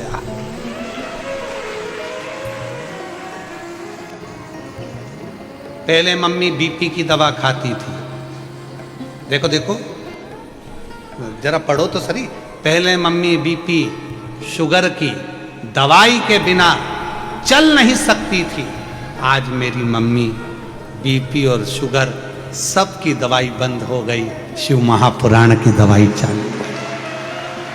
और मैं हूँ शिव रोगी, मेरी दवा दो कराओ, जाओ जाओ जाओ डमरू वाले को बुलाओ, मैं हूँ शिव रोगी, मेरी दवा दो कराओ, जाओ जाओ जाओ सीहोर वाले को बुलाओ, मैं हूँ शिव रोगी।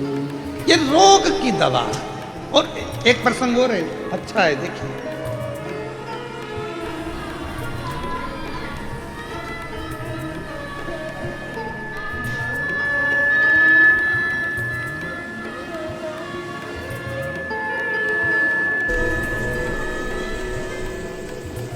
गुरुजी मेरा प्रणाम, मेरा नाम शारदा पटेल है, मैं बड़ौदा से आई हूँ। शारदा पटेल कहीं बैठी हो तो हाथ हिला सकती हैं, बड़ौदा से हैं। और मेरा मोबाइल नंबर ये है गुरुजी 2021 से। कहीं बैठी हो शारदा जी पटेल तो हाथ हिला सकती हैं, आप ही हैं, आ जाइए, आ जाओ एक बेलपत्र। गुरुजी मेरी बेटी 2021 से अंदर से इतनी टूट चुकी थी कि उसका विश्वास हट गया था, सब कार्य में उसका मन हट गया था, बहुत हिम्मत हार गई थी। तब मैंने अपनी बेटी से कहा, एक लोटा जल चढ़ा। वो सीहोर वाला बाबा कहता है एक लोटा जल सारी समस्या का हल है। कुछ ना कुछ तो। मेरी बेटी कहती है क्या शंकर पर जल चढ़ाने से मेरे दुख समाप्त हो जाएंगे? क्यों नहीं। जब बाबा पत्र पढ़ता है तो बाबा के सामने जो पत्र आते हैं उसमें भी तो दुख कटता है। तू भी आस लगाकर जल तो चढ़ा। गुरुदेव मेरी बेटी ने कहा जब तू इतनी बड़ी बात कहती है माँ तो पहले सीहोर जाऊंगी, रुद्राक्ष लाऊंगी। सीहोर गई, रुद्राक्ष लाई। रुद्राक्ष को मेरी बेटी ने अपने गले में पहना और जो मेरी बेटी ने अपने गले में धारण करा उसमें इतना बल आ गया कि जो जो कार्य करती है मेरी बेटी के सारे कार्य सफल होना प्रारंभ हो गए। आज मैं बाबा को प्रणाम करने, एक लाइन लिखी है, आप भी पढ़ो और उसको गुनगुनाओ, बहुत अच्छी लाइन है जो हम भी गुनगुनाते रहते कि लुटा दिया भंडार का और कर दिया माला काशी। क्या नहीं देता शिव, शंकर क्या नहीं प्रदान कर सकता? सर्वस्वता दे देता है, सर्वस्व। जो जैसी भावना लाया वो वैसा ही फल पाया। आप जिस भावना से आए हो, आप जिस विचार से आए हो, आप जिस शुद्ध भाव से आए हो वो आपके ऊपर निर्भर करता। इसीलिए शिव महापुराण की कथा कहती है, कथा सुनने आना। हमको मालूम है कि पंडाल में जगह नहीं मिलने वाली, हो सकता है ट्रैफिक में फंसोगे, थोड़ा लेट होगे, थोड़ा देर होगा, समय लगेगा, तो अपने साथ एक छाता, पानी की 2 बाटल लाए हो सब लोग? जम के बोलो जरा। पानी की अगर 2 बाटल लाए हो तो फिर पानी बांटने वाला आ रहा है तो बार बार उठ के खड़े क्यों हो रहे हो?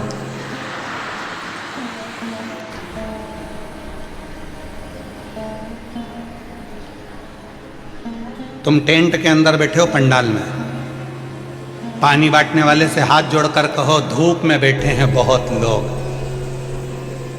हजारों लोग धूप में बैठे हैं। एक काम करो, ये पानी की बाटल हमें नहीं, वो धूप में जो बैठे हैं छाता भी नहीं लगा पाए हैं उनको ले जाकर बांटो, उनको दो। और जितने श्रोता शिव महापुराण की कथा को सुनने के लिए आ रहे हैं उनसे निवेदन है, बिछाने का साथ लाओ, ओढ़ने का साथ लाओ, पानी की 2 बाटल लाओ और एक अपना टेंट अपने साथ, एक छाता अपने साथ लेकर चलो। छाता अपने साथ लेकर चलो। सुनो दिल से। और जितने बड़ौदा के श्रोता हैं जो सुनने वाले हैं उनसे निवेदन है, जब कथा में आओ तो अपनी अड़ोसन पड़ोसन और पीछे वाली धड़ोसन के लिए थोड़ा थोड़ा थेपला।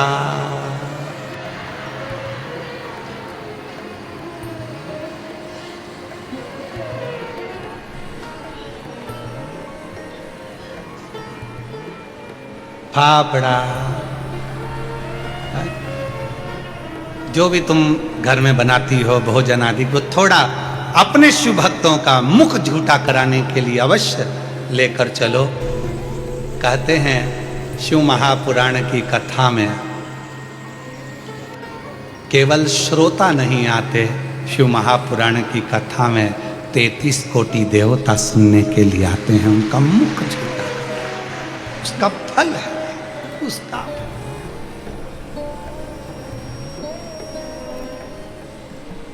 उसका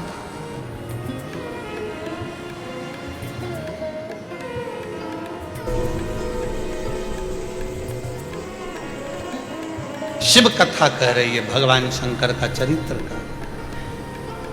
पूछो भगवान, ये मेरे हाथ में राजयोग भले ना हो पर शिव योग होना चाहिए। मुझे शंकर का दर्शन चाहिए, मुझे राम का दर्शन चाहिए, मुझे कृष्ण का दर्शन चाहिए। बताओ मेरे भाग्य में है, मेरी किस्मत में है।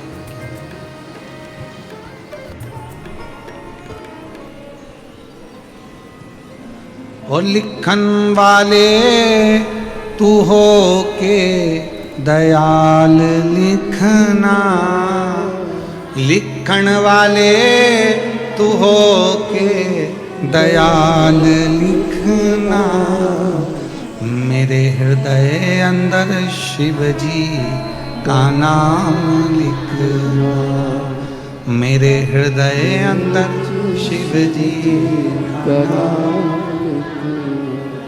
माँ जब अपने बच्चे के हाथ में कलम पकड़ाती है, पेंसिल पकड़ाती है, पेन पकड़ाती है, कॉपी देती है, लिखो लिखो,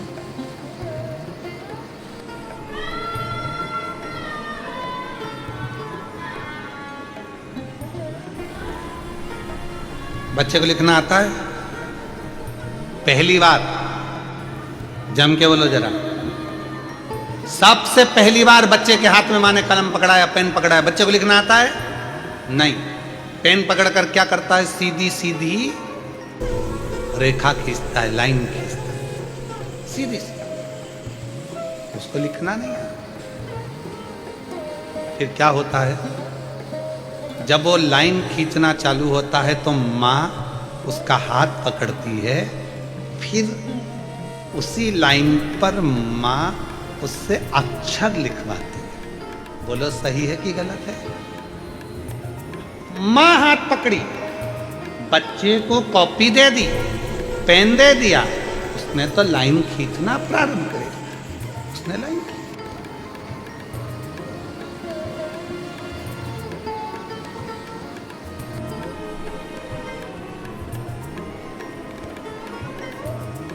माँ ने हाथ पकड़ा और उसको खिंचाना प्रारंभ किया। यही शिव पुराण कहती है। शंकर के मंदिर में जाकर शिव जी को जल चढ़ाकर जब कोई चंदन की 3 लाइन भगवान शंकर के शिवलिंग पर खींचता है, शंकर उसका हाथ पकड़कर उसका भाग्य लिखना प्रारंभ कर देते हैं। शिव भाग्य।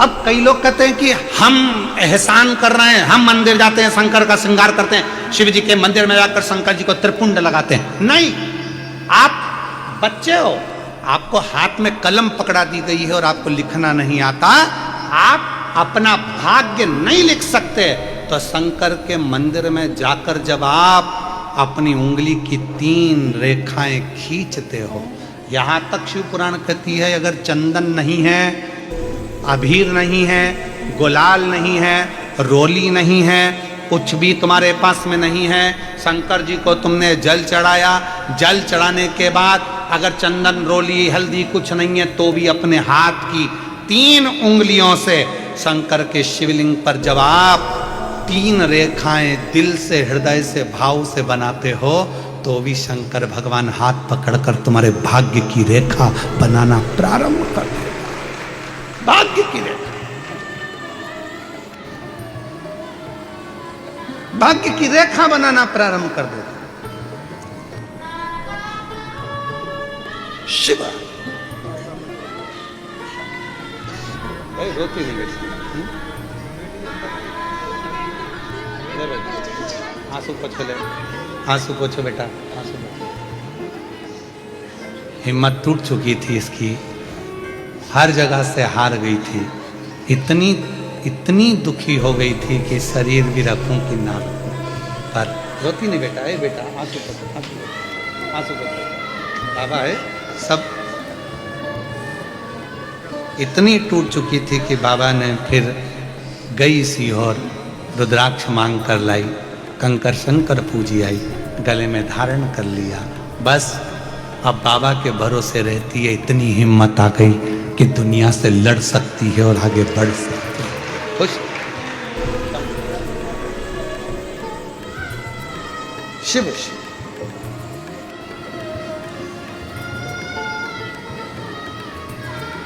एक विश्वास, मेरा तू ही तो हमदर्द,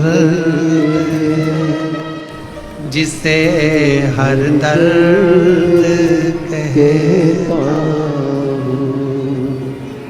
मेरा तू ही तो हमदर्द है, जिसे हर दर्द कहता हूँ।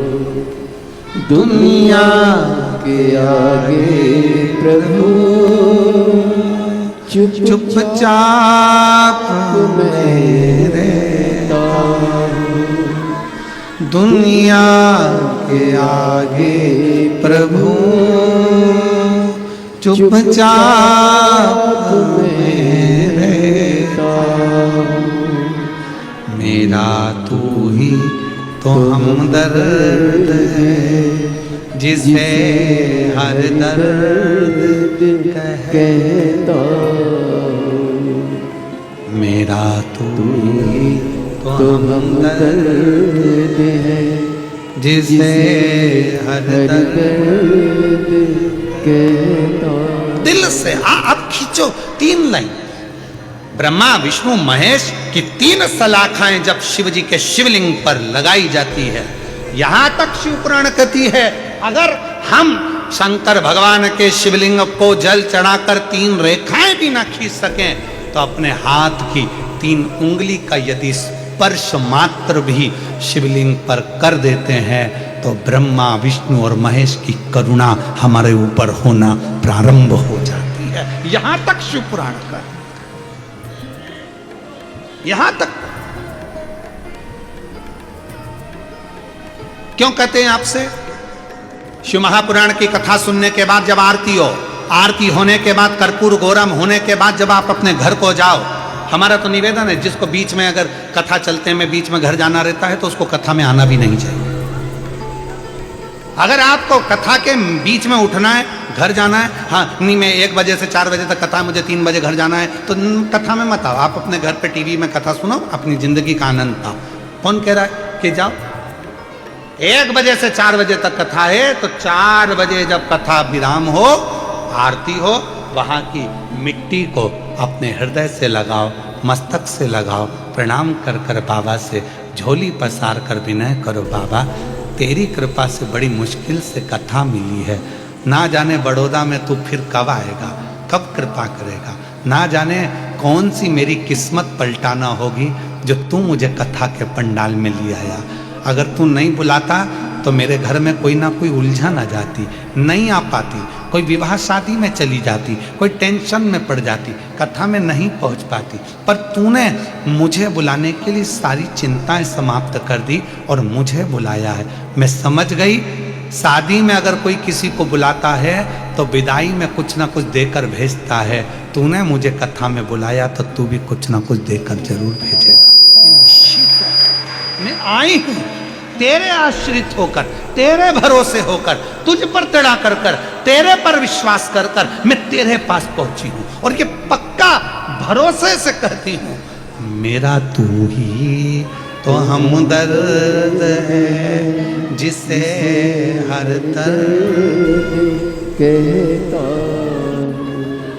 नहीं आती, बच्चों को लिखना नहीं आता, पर लाइन खींचना तो आता है। बच्चा दीवार पे लाइन खींच देता है, बच्चा कॉपी में लाइन खींच देता है, माँ हाथ पकड़कर उस बच्चे को लिखना सिखा देती है। उसी तरह जो शंकर के मंदिर में जाकर 1 लोटा जल चढ़ाना प्रारंभ करता है, 3 रेखाएं खींचना प्रारंभ करता है, चंदन लगाकर त्रिपुंड बनाना प्रारंभ करता है, बाबा उसके भी जीवन में सुख हाथ पकड़कर देना प्रारंभ कर देता है। सुख देना,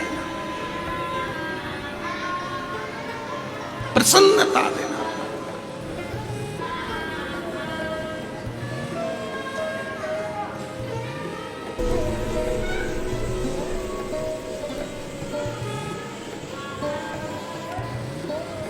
कहो उससे,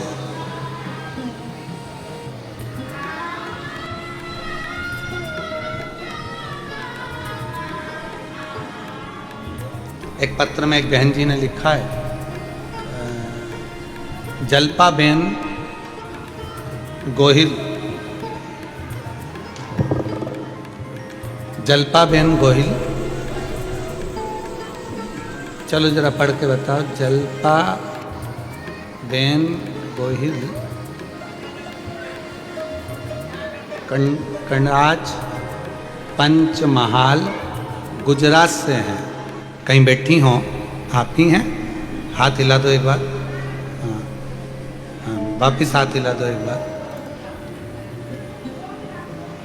जल्पाबेन गोहिल कनाज पंचमहाल गुजरात से हैं।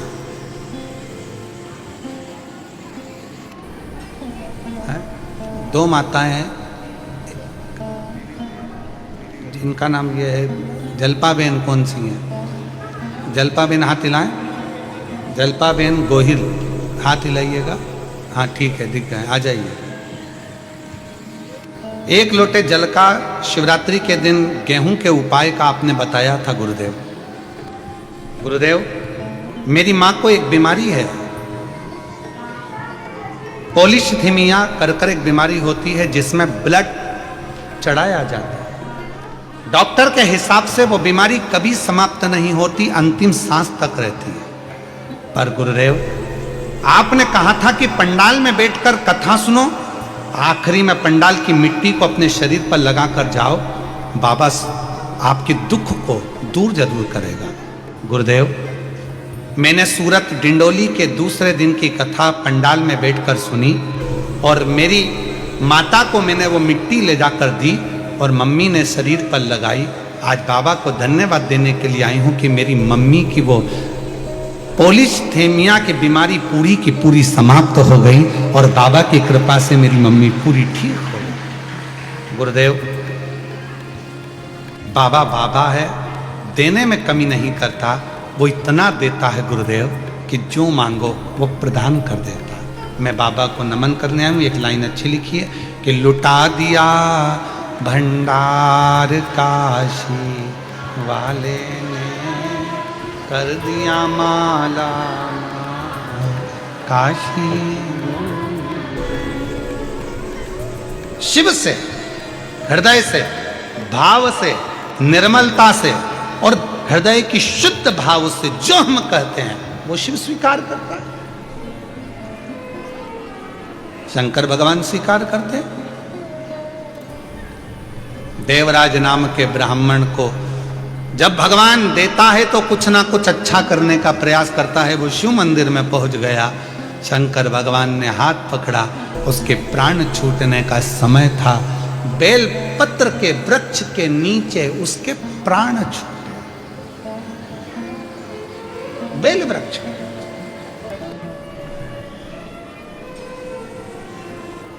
शिव महापुराण की कथा कहती है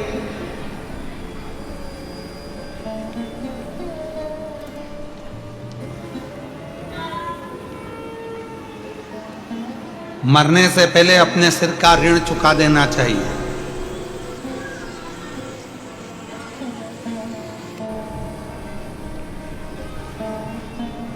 मरने से पहले अपना एक ऋण सिर पे लेकर मत जाओ, सारे ऋण चुका दो। निवेदन है, तुम्हारे मरने पर तुम्हारे अंतिम संस्कार में जितनी लकड़ी लगे कम से कम उतने पेड़ पृथ्वी पर लगाकर तो जाओ, उतना वृक्षारोपण कर कर तो जाओ। मरोगे, चिता में अग्नि लगेगी, अग्नि के लिए लकड़ी चाहिए, कितने पेड़ों की लकड़ियां तुम्हारे शरीर को जलाएगी। कम से कम एक काम करो, जो महाशिवरात्रि आ रही है 15 फरवरी को, उस दिन उस शिवरात्रि को ग्रीन शिवरात्रि के रूप में मनाएं और एक एक वृक्ष सब लगाएं। आप सबसे निवेदन है उस शिवरात्रि का नाम ग्रीन शिवरात्रि रखो। ग्रीन शिवरात्रि, वृक्षारोपण करो, बेल वृक्ष लगाओ। बेलपत्री का वृक्ष नहीं मिले तो कोई दूसरा वृक्ष लगाओ, पर लगाओ तो वृक्षारोपण। आई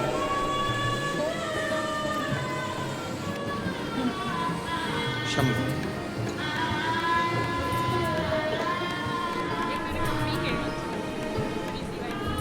मेरे 2 बच्चे हैं, उसमें लिखा है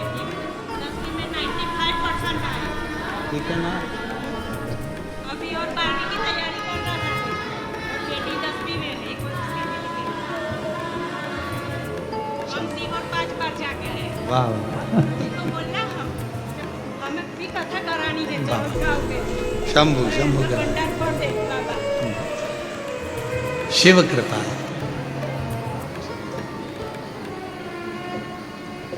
यही माता जी को तकलीफ थी, जिसमें शरीर को ब्लड लगता रहता था। शिव की कृपा से अब पूर्ण तरह से स्वस्थ है। शिव की करुणा है। एक बार जोरदार ताली बजाकर साधु शिव तत्व शंकर। बेलपत्र के वृक्ष के नीचे देवराज के प्राण छूटे, शिव धाम चले गए। अगला वर्णन आया है एक बिंदुक नाम का ब्राह्मण, जिसकी पत्नी का नाम था चंचुला देवी। बिंदुक भी प्रेत योनि में पड़ गया था। गलत कृत्य करने के कारण जब प्रेत की योनि में पड़ा तो धर्म पत्नी चंचुला ने काशी की यात्रा करी। शिव जी की पवित्र कथा उसके कानों में पड़ी। उसके प्राण छूटे तो पार्वती जी की सहेली बन गई।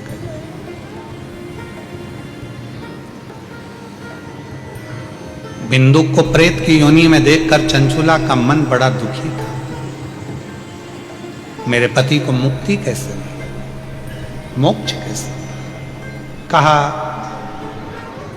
एक साधन हो सकता है। पार्वती जी ने कहा यदि तुम अपने पति की मुक्ति के लिए, मोक्ष के लिए शिव महापुराण की कथा को श्रवण करोगे, भगवान शंकर की कथा को सुनोगे तो तुम्हारे पति के मुक्ति जरूर। कथा कौन सुनाए? शिव कथा शंकर भगवान का कोई शिव भक्त शिव की कृपा से अगर जन्म लेता है और शिव कथा सुनाता है तो कथा सुख प्रदान करने वाली होती है। तो कथा कैसे सुने, कौन सुनाए? तो कहा शंकर भगवान के एक परम प्रिय भक्त हैं जिनका नाम है तुमरुका। तुमरुका ऐसे तुमरुका जी हैं जिनका शरीर मनुष्य का है और मुख घोड़े का है। एक हाथ में करताल, एक हाथ में वीणा लिए हुए हैं और शिव जी के नाम का गुणगान करते रहे। तुमरुका जी को लोग दक्षिण में मंदिर के दरवाजे पर एक साइड नारद जी की मूर्ति, एक साइड तुमरुका जी की मूर्ति का दर्शन आप लोग करते हैं।